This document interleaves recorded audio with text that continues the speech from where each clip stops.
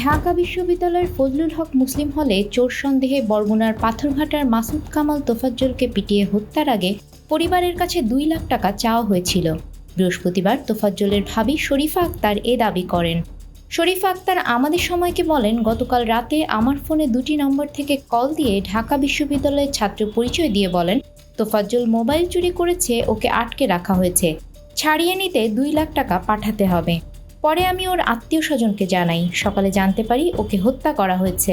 আমার দেবর তোফাজ্জল হত্যার সঙ্গে জড়িতদের দৃষ্টান্তমূলক শাস্তি চাই। শরীফা আরও বলেন, মাসুদ কামাল তোফাজ্জল বরগুনার পাথরঘাটা উপজেলার কাঁঠালতলী ইউনিয়নের তালুকের চরদুয়ারি গ্রামের বাসিন্দা। তিনি 2020 সাল থেকে মানসিক ভারসাম্যহীন ছিলেন, কিন্তু চোর নয়।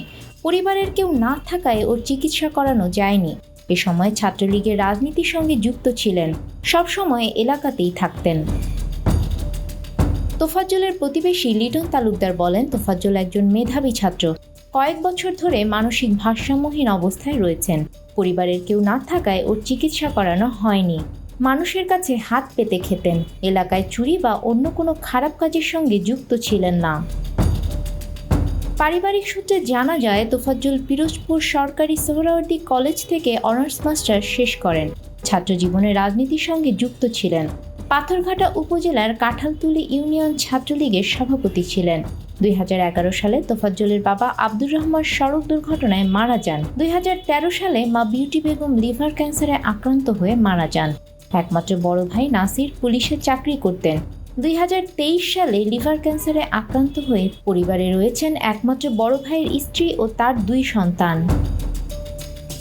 জানা গেছে, তোফাজ্জল তার এলাকার একটি মেয়েকে পছন্দ করতেন। মেয়ের পরিবার ওই মেয়েকে অন্যত্র বিয়ে দেওয়ার পর তোফাজ্জল 2020 সালে মানসিক ভারসাম্যহীন হয়ে পড়েন।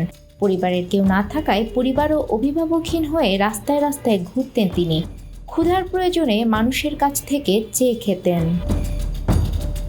নিউজ ডেস্ক, আমাদের সময়।